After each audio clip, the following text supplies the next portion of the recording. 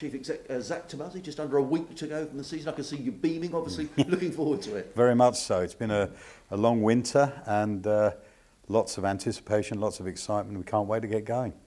And let's talk a little bit about what's been happening, right? Because so many new appointments as well. You've got a new coach, a new skipper, you've got new players arriving. Does that mean it's been a busy few months for you, Zach? Yeah, very much so. I think this is a culmination of probably 2 years' worth of thinking and putting things together. Some would say we just recycled the old. I don't see that. I think we've got the right blend of people to take us forward. So, yeah, it's been a very busy period. I mean, Keith Greenfield, brought in as Director of Cricket, is a significant appointment. He's responsible for everything off the pitch, which allows Mark Davis, our head coach, to really focus on the business end, on the playing side of things. And Luke Wright, new skipper, Ben Brown, vice skipper. So I think it's just, just fantastic.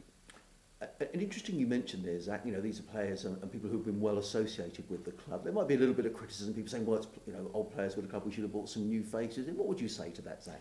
Well, new doesn't mean better, does it? And I think that if you're going to have an organisation that prides itself on its values and what's all important in Sussex, which is about supporting each other, and more importantly, giving people an opportunity, then we should do that. Now, I'm very, very clear on this. Everyone's got an opportunity to be successful. And if we have to make changes because we've been unsuccessful, then we'll do that. But I think we've got the right people to take us forward, and I'm hopeful that we'll deliver what what our promise says. Interesting, Zach, you talking there about a plan for the future. That's very much picking up on what Mark Davis has said, that clearly the club would like to get promoted back to Division 1, but Mark's saying, it has to be right for the club.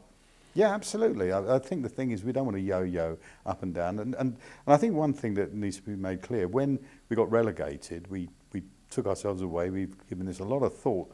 And we didn't jettison a whole load of players. We still have a very, very strong squad. If anything, we've added and complemented to what we have. And it's important that the guys regroup and get themselves ready for a sustainable push back. And if we get promoted this year, fantastic. But we want to go up and stay up. And if it means we've got to have another year, then so be it. That's not to give ourselves any excuses. The guys are going to go out to catch every catch, take every wicket. They're going to play hard and let's see. They'll take every step and hopefully the results will take care of themselves. Let's talk about off-the-pitch activities, because a couple of counties have announced huge losses, Zach, in the last few weeks. What's the situation here at Sussex, balance sheet-wise? Well, obviously we reported a £140,000 loss, which is very disappointing, but I think we have to really look at it in the context of where we are as an organisation. We don't have a debt. We don't have any debt. We're very fortunate due to obviously the legacy fund that we had a few years ago from Spenkama, but the finances of cricket are precarious at best. And so for us, it's about creating a sustainable business model, which is the first interview I ever did was to discuss that. And we're heading in the right direction, but it's really, really hard. It's really, really tough. Sponsorship is very strong for us. Membership is in the declining, but that's a picture up and down the country, sadly. So we're okay, but I don't want to be reporting losses every year. If we can break even, that would be fantastic. And then if we can start to turn a bit of a profit, but we're re-engineering our business all the time. The creation of new facilities here so we could sublet offices to allow some income is a step in the right direction. And when these counties are announcing big losses, often they're counties that are announcing signings of big players as well. Does the fact that you are very careful here down at Hove, does that sort of restrict you sometimes in terms of the players that you might be able to sign? I think we attract the right players for Sussex, and we can compete with anyone. I think the challenge that we have, if you look at it, we've just signed Ross Taylor, which was, fantastic. I'm sure Ross had plenty of offers to go elsewhere. We want people to come here and play their cricket, and look, we're going to always be outbid by other, the bigger counties, and they can add to their depth profile all day long.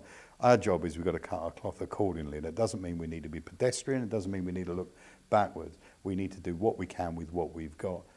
As I've said on many occasions, I'm custodian of this club and I want to leave it in a better place than I found it. And that goes for every person that works here. So I could be really foolish and say, just sign it and don't worry about it. We just say, well, we'll take more debt and everything else. But that's hardly responsible. Final question, T20 final yesterday. How important is it for the national side? We're 6 days away from the new season. You get a fantastic final. How important is that for the game, Zach, and making perhaps your life easier as well in terms of attracting people down here to watch cricket? Well, I think those that want to watch T20 cricket have got the bug, haven't they? And yesterday was just amazing, and it was a wonderful way to spend a Sunday afternoon. The good news is people are talking about cricket in the football season, which I think is important, and I think that if that's what they want to consume, it's 2020. It shouldn't be seen as the worst form of cricket or anything like that. It's exciting, it's relevant, and I think it's just great. And I think more people watching cricket, and I always describe championship cricket as almost like classical music. There's a point in your life when you're ready for it, and I think this is part of the journey of being ready for it. So a final question, Zach, as well. In many ways, it's been a very difficult winter, particularly with the death of Matthew Hobden. I gather there's some news around a tree that's going to be planted here at Hove in the next few weeks. Can you tell us about that? Yeah, of course. Obviously, the worst possible start to the year for Matthew's family and us as a club. But on the 17th of April, which is the Sunday of the Essex game, we're going to be planting a tree at the front of the ground there as you come into the entrance. There'll be a short ceremony just to mark Matthew's life. We're going to plant a willow tree, which I think is quite significant and important. And I think it's important for the family and the club to not draw a line, because we'll never get over this. We'll just find a way of dealing with it. It'll be a different type of normal. But I think it's important that we do that and move forward. And this is a very special season for us. So it's not just about being promoted, but it's about remembering someone that we love and we've lost.